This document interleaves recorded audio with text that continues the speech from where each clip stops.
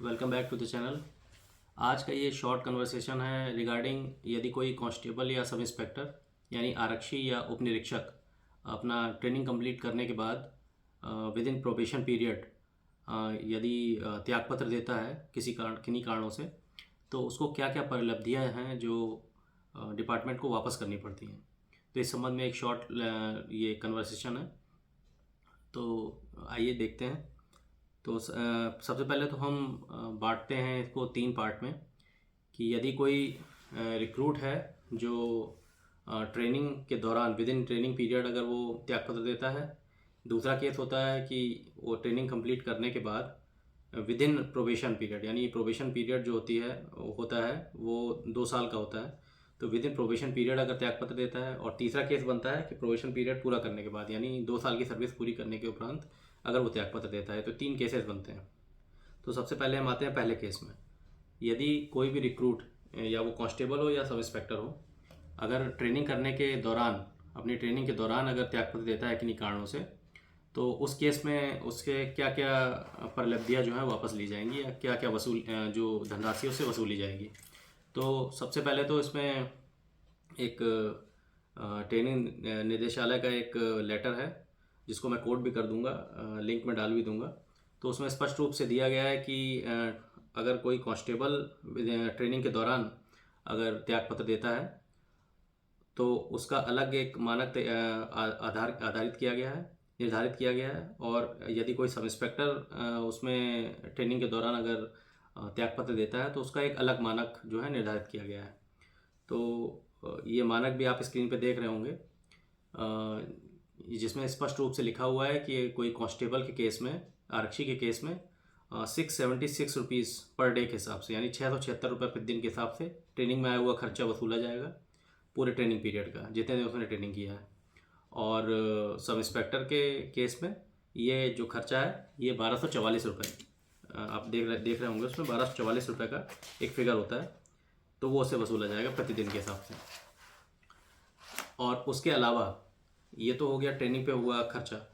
उसके अलावा जो भी साज सज्जा के सामान पे खर्च हुआ होगा, यानी साज सज्जा में जैसे आप लोगों को जब रिक्रूट्स ज्वाइन करते हैं, ट्रेनिंग ज्वाइन करते हैं, तो उनकी साज सज्जा में कुछ सामान दिए जाते हैं। तो वे सामान जैसे आपका कैप हो गया, बेल्ट, शोल्डर बैजेस, या फिर पीओपी जब आप करते हैं तो उसमें आपको साफ़ा दिया जाता है, तुर्रा दिया जाता है, और लैंड यार्ड यानी जो सीटी डोरी होती है वो दी जाती है। तो ये सारी चीज़ें जो साज सज्जा का सामान है, इस पर जो भी खर्चा होता है तो वो खर्चा वो भी आपसे वापस लिया जाएगा।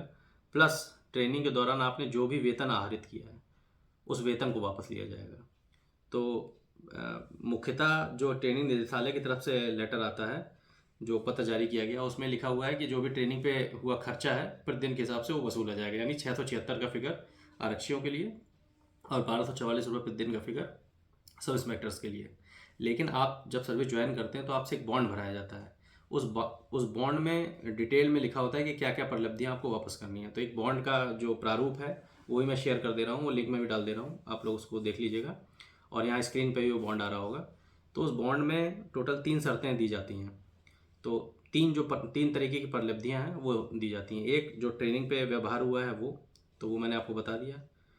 उसके बाद सेकंड होता है जो भी आपका साज सज्जा का सामान जो है उस पर जो व्यवहार हुआ है वो आपको देना पड़ेगा। तीसरा जो आपने जो वेतन आहरित किया है वो वेतन आपको पूरा वापस करना पड़ेगा। तो ये तो हो गया कि ट्रेनिंग के दौरान आपने अगर त्यागपत्र दिया। यही अगर ट्रेनिंग आप कंप्लीट करने के बाद और परिवीक्षा अवधि जो है आप वो पूरी पूरी करने से पहले, यानी ट्रेनिंग के बाद जो 1.5 साल का समय है, टोटल 2 साल की परिवीक्षा अवधि होती है।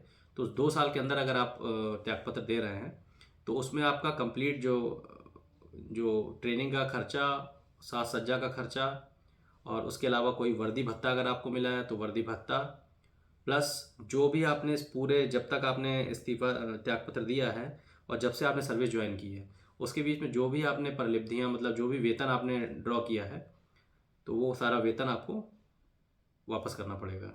तो ये कन्फ्यूजन था लोगों के बीच में, जो जैसे जो कह रहे थे कि कहीं कहीं किसी किसी जगह पे केवल ट्रेनिंग का खर्चा ही वापस लिया जाता है जो ट्रेनिंग पे हुआ है, लेकिन उसके साथ साथ एक छोटी शर्त ये होती है कि जो बॉन्ड में आपने जो भी शर्तें दी हैं, जो भी सेवा संबंधी शर्तें आपने दी हैं, उसको भी पूर्ण करना होगा। तो जो बॉन्ड आप क्लियरली अगर देखेंगे तो बॉन्ड में ये सारी चीज़ें लिखी होती हैं कि आपको क्या क्या चीज़ें वापस करनी है। तो ये जो रिलेवेंट जो डॉक्यूमेंट्स हैं इससे रिलेटेड जो भी परिपत्र हैं वो मैं लिंक में डाल दे रहा हूँ, तो वो आप लोग डाउनलोड करके देख लीजिएगा। तो ये किसी भी तरीके की भ्रांति मत रखिए कि आपको केवल ट्रेनिंग का पैसा ही देना पड़ेगा। जो बॉन्ड में जो भी लिखित धनराशि है वो आपको वापस करनी पड़ेगी। दैट इंक्लूड्स आपका सैलरी, जो वर्दी भत्ता, साज सज्जा का सामान उस पर जो खर्चा है, प्लस ट्रेनिंग का जो खर्चा है। तो ट्रेनिंग का एक मानक निर्धारित कर दिया गया 676 रुपये प्रति दिन आरक्षी के लिए और 1244 रुपये प्रति दिन सब इंस्पेक्टर्स के लिए। तो ये कंप्लीट आपसे वापस लिया जाएगा। उसके बाद तीसरा केस आता है कि परीक्षा अवधि पूर्ण करने के उपरांत, यानी आपने सर्विस ज्वाइन करने के मतलब 2 साल के बाद, अगर आप 2 साल के 1 दिन बाद भी अगर त्यागपत्र दे रहे हैं तो आपको किसी भी तरीके की कोई भी परिलब्धि वापस नहीं करनी होती है। तो ये 2 साल की परीक्षा अवधि आप पूर्ण कर लेंगे तो आप स्वतंत्र हैं फिर त्यागपत्र देने के लिए। लेकिन त्यागपत्र देने के समय पे अब क्या प्रोसीजर है ये भी मैं आपको बता दूं। तो सबसे पहले तो आप एप्लीकेशन इस बाबत देंगे कि आपका मतलब किस वजह से आप त्यागपत्र दे रहे हैं, और ये एक्सेप्ट करना सोली एट द डिस्क्रिशन ऑफ जो अपॉइंटिंग अथॉरिटी है वो होता है।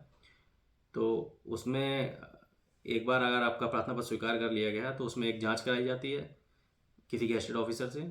तो उस जांच में ये देखा जाता है कि आप पर जो भी डिपेंडेंट्स हैं क्या उनकी उनकी सहमति है आपके त्यागपत्र देने में या नहीं है। यानी आपके डिपेंडेंट्स में आपके पेरेंट्स हो गए, अगर वो नॉन अर्निंग है तो आपके पेरेंट्स हो गए। अगर आपकी शादी हो गई है तो आपकी जो वाइफ है वो आप पर डिपेंडेंट है। तो इन लोगों का एक बयान जांचकर्ता अधिकारी के समक्ष होता है। तो वो अपने इस बाबत अपना बयान देंगे कि हाँ उनकी सहमति है कि आप त्यागपत्र दे रहे हैं, प्लस इस बाबत एक एफिडेविट भी देते हैं, फर्निश करते हैं। तो ये एक जांच होती है छोटी सी, वो जांच कंप्लीट हो जाती है। उसके बाद जो है आपको आपका त्यागपत्र स्वीकृत कर लिया जाता है, और आप जैसे ही आप अपनी सारी प्रलब्धियाँ वापस करते हैं तो आपको एनओसी जारी कर दी जाती है। तो ये एक छोटा सा कन्वर्सेशन था इस रिगार्डिंग कि जब आप त्यागपत्र देते हैं तो आपको क्या क्या प्रलब्धियाँ वापस करनी होती हैं और क्या प्रोसीजर है इसका। Thank you.